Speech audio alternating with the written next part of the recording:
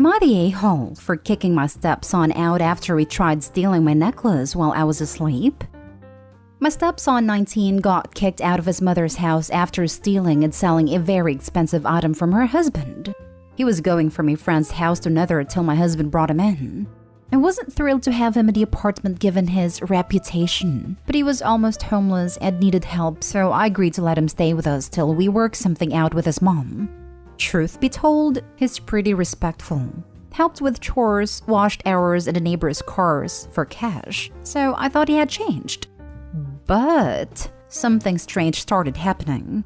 My 3K necklace disappeared once, and I accidentally found it in the bathroom cabinet. Then it disappeared again and I was lucky to find it, but it was somehow hidden under the couch when I found it. I started realizing that my stepson was attempting to steal the necklace, but I kept finding it when he'd hid it. So I decided to wear it to keep it safe. Monday evening, I was napping in my bedroom while my husband was at work.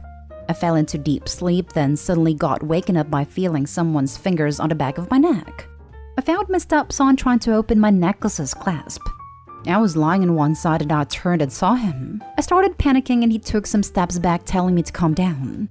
I sat up and yelled, asking what he was doing, and he started stuttering. I figured he was trying to steal the necklace from me. I yelled at him to get out, then called my husband crying. My husband got home and tried to work the situation out by making his son apologize, but I said I won't have him here any longer. I don't feel safe anymore after he tried to snatch my necklace while I was sleeping. And this wasn't even the first time he tried to steal the necklace. My husband said his son had nowhere to go and it'd be cruel to kick him out, but I demanded that he leave. I went to a friend's house, and my husband got back and picked a fight with me about how I'm putting him in a position to choose between his son and me. He kept convincing me to let him return and promised to make him swear he won't do it, but I refused. I'm honestly worried and cannot be sleeping with both eyes closed with a son in the house. Am I justified in my action? Now for the top comments. Not the a-hole. 3 possible scenarios.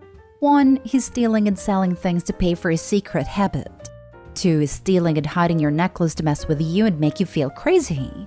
3. He has a touch of kleptomania and if so, needs to get some help. No matter what, he should not be allowed back in your house. He has shown an alarming willingness to steal your things. Right off your neck, no less. I would go with the latter. He ain't acting in a logical way. If he were stealing to finance a secret addiction, he wouldn't risk being this obvious. I would tell the dad to take the kid for a mental evaluation, as this is really odd. With kleptomania, would he keep trying to steal the same thing, and always an expensive thing? Because that seemed to have been the issue previously. He stole an expensive item from his step-parent.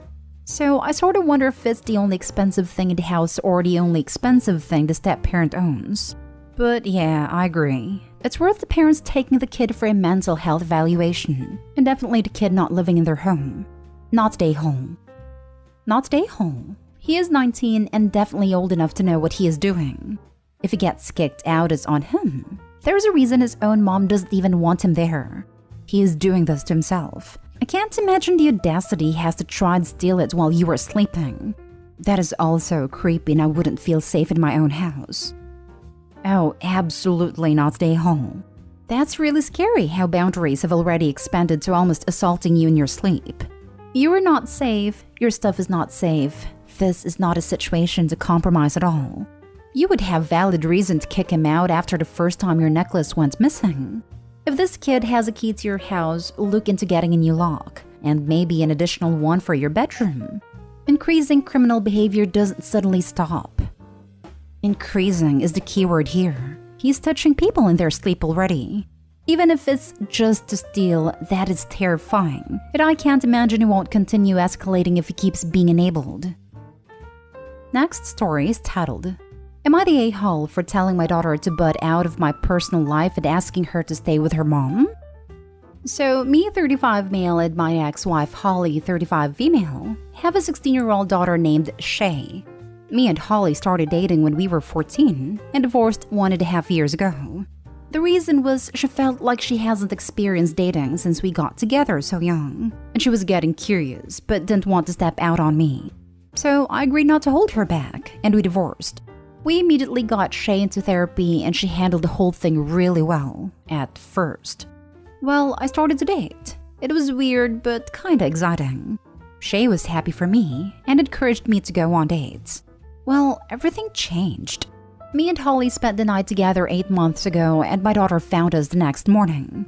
She was giddy, but we explained to her that we weren't getting back together, that we just have a very strong bond and are best friends, but she shouldn't have found out. Ever since, Shay's been a nightmare. I was dating a teacher from her school and she tried to sabotage it. Shay would show up on our dates. We track each other's location. She would constantly bring up her mom in front of the girl I was dating. She was rude to her. Eventually, we split because she didn't want the drama. The past 8 months, Shay had been sending me pictures of her and her mom in workout classes. She keeps telling me about Holly's new fitness. Holly has lost weight and she looks freaking incredible, but I kept telling her that me and her mom are better apart right now. About 4 months ago, Holly calls me. She admitted to drinking a bottle of wine and saying some stuff to Shay. She told her the reason we split up, and that she regretted it and wanted the family back together, and that she was done dating because she hated it. I sat down Shay and explained to her again my stance, that I absolutely love her and her mom, and that there was definitely a possibility of reconciliation down the line, but at this point I was having fun. So I started to see Shay's friend's mom around this time. We kept it from the girls until we thought it was real. Shay freaked out. She cut off her friend, and she sent my girlfriend a lengthy Facebook message that basically said she was wasting her time, that I was in love with my ex. I talked to Shay about how inappropriate that was, but we got her back into therapy. So last week, my girlfriend was trying to get something from my house. I was at home, but Shay was. My girlfriend knocked on the door, but Shay saw who it was and wouldn't open the door. I called her and told her to open it, and she refused. I had to run home from work to let my girlfriend in. I was furious with Shay. I basically told her that she needed to butt out of my personal life, and that maybe it would be best if she stayed at her mom's. We don't have a formal custody agreement, for a while, until she could accept that I was dating. She left and I called Holly, but Holly thinks I'm being an a-hole. Am I? You and the ex are both a-holes for doing 10 months of therapy for a one-night stand. Seriously, everyone sucks here and I feel bad for the daughter. This is such a chaotic environment for her. Can you not date someone who has a close proximity to your daughter? You dated a teacher at her school and her friend's mom. Really? You and your wife basically undid everything therapy-wise, but now you're basically butting into your kid's personal life. Your daughter's actions aren't great, but she's confused and her mental health is definitely all over the place. Maybe you need to focus on that and not dating people so close to her own life. You're the a-hole. And teachers. OMG, parents that date teachers are so shameless. You're the a-hole. You are absolutely, without a doubt, 100% the a-hole. So y'all uproot this girl's entire family life. And a year and a half later, she's expected to see you dating and being serious with her friend's mother? And when she has a warranted reaction, you tell her to leave. You're choosing a few months old relationship over your daughter. Absolutely pathetic. Next story. Am I the a-hole for not equally splitting my deceased mother's fabric in quilts I made for my siblings? I'm male 39, am the youngest of 6 children. I was a surprise kid late in my parents' life, and I was a young teen when my mom started to get antsy and want to get out of the house more. She started taking hobby classes. I got dragged along to each and every one. Because of this, I have a wide array of very weird crafting knowledges. Crochet, knitting, basket weaving, quilting, cake decoration, oil painting. While I'm not a master of any of them, I'm fairly competent. After my mother died, I started using her old crafting supplies to make gifts for my siblings out of her things. Everyone got an afghan, scarf, egg basket, etc. It was my way of making sure mom was still there every year. The quilts are where things get a little hinky. I made 3 quilt tops before I ran out of fabric. There wasn't enough to make them all, and I didn't realize it until I was too deep into the project. I ran out and grabbed some fabric. I did my best to get a really broad variety of scraps to keep it from being obvious.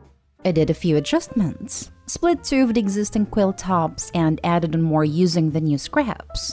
I wanted everyone to have at least some of Mom's fabric in their quilt. When I wrapped them, I didn't bother to put names on them. Everyone just grabbed a package and were delighted to have a nice quilt. It was the last of my mother's lawn crafting projects, and I was glad to be finished with them all. I ended up mentioning to my sister over dinner last week that only one of the quilts was entirely Mom's fabric, because I had run out of fabric. She immediately asked me which one, and I said I wasn't sure who had gotten it. I didn't at the time. I'd explained again that there wasn't enough fabric to go around. She starts to get annoyed, wanting to know why I didn't make sure to give the one that was entirely Mom's fabric to her, since she was the oldest. You can see where this is going. This snowballed. My sister called my other siblings to solve the mystery, and now siblings are all texting and posting pictures of their quilts, trying to figure out who got the real one and who were fakes. I now know, thanks to all the pictures, exactly which one is made entirely of her fabric, but I'm playing stupid. You can't have that much fabric laying in your lap for months without recognizing it. I've gotten more than a few nasty messages about it from the peanut gallery, and all my siblings' friends seem to think that it's insanely rude that I would pull a trick like this. I realize now that I probably should have just broken down all 3 of the quilt tops to spread things around. But God, it was so miserable rushing for months to get them done, only to have to split 2 of them just to expand them back out again. So, am I the a-hole for not giving my siblings an equal share of Mom's fabric in their Christmas quilts? At this point, I feel like I should have just made 3 quilts and explained the problem and let them fight about it. Now for the comments. Not the a-hole. Honestly, if anyone deserved the one that was 100% her fabric, it is you. You were the one who went to the hobby classes with her. You were the one to make sure everyone got something made from her hobby stuff, and you were the one who made everything. It is messed up that they are so ungrateful. Petty says to take back all the quilts and keep them for yourself. Opie's siblings sound so lame, petty, and ungrateful. This is such a sad thing to obsess and fight over. Each quilt has a piece of their mother's fabric, but sadly no good deed goes unpunished. The sister who started this mess sounds like a selfish busybody, since she was okay with the fabric being spread out but thought she was entitled to the full fabric quilt. At least Opie now knows who not to share her secrets with. 100% ungrateful. Personally, mostly because I'm petty, I would ask for all the quilts back so that I could figure out which one is missing the fabric. Then tell the siblings to swivel. Due to their ungrateful, spoilt reactions, they aren't getting the quilts back. Treat them like the children they are acting like. If you kids can't decide and share, then I'll take them away. Now you don't have to argue. If you want them back, then you have to make me a quilt of the same quality to see how much time and effort I had to put in to make these gifts for you. You're absolutely not the a-hole, but here's your mistake. I ended up mentioning to my sister over dinner last week that only one of the quilts was entirely Mom's fabric. Loose lips sink ships. Cliché but true. There was no reason to bring up the fact that only one quilt had all of Mom's fabric. No one had noticed, so you shouldn't have said anything. Did you think your sister was going to go, "Oh, cool," and leave it at that? I don't even know your siblings, and I could have told you this was going to get real petty, real fast. No good deed goes unpunished, Opie. But it's not on you to patch this up, though.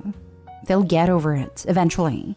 Furthermore, if they want to play the who deserves to get the most of Mom's fabric game, isn't it obvious? Hint, none of them. That was definitely my mistake, yeah. The conversation had turned to what my plans were for next Christmas since all of the crafting supplies had been used up. I was going to make and decorate a cake for everyone. Between running low and whatnot, yeah, I shouldn't have said a thing. Now for the last story. Am I the a-hole that I won't rent to my nephew? I bought a home when I was out of college. It's a 3-bedroom home, and for the last 20 years, I have rented rooms to young professional and interns near a tech hub. My nephew Jack is in his 30s and bounced around from job to job. My mother and my sister, his mother, want me to rent it to him at a discount because he wants to move the area. I already have 2 tenants, both around 22, and both are women. Jack has had issues with dating and with women. Reddit would put him as a neckbeard, so I don't want him to rent from me or be around my other tenants. Jack argues about the most ridiculous things. He has the mentality of a 15-year-old boy and would not even fit in with the atmosphere of the house. So I don't want him there. He was also evicted from his last place. It is credited as I told mom and sister this and they have yelled at me about how his family. And maybe this time he will find a place where he fits in. I put my foot down and said no. I will rent out the vacant room to someone else. My whole family's against me now. I don't want Jack living in my house because I know he's going to be an issue. It's going to be tough for him because he doesn't have a degree, and it's in an area that most jobs there require one. My mom, his grandma, keeps saying I should give him a chance, but in giving him a chance it may be hard for me to move him out, especially since he's already been through the eviction process once. I don't want him to rent from me or be around my other tenants. Enough reason right there, not day home. An eviction offense? Hold him to the same standards you would for normal tenants. Secure your investments. You know he won't leave without a fight already. Let him continue to live in his mom's basement. Agreed. This is a business decision, so the situation should be looked at from a business standpoint.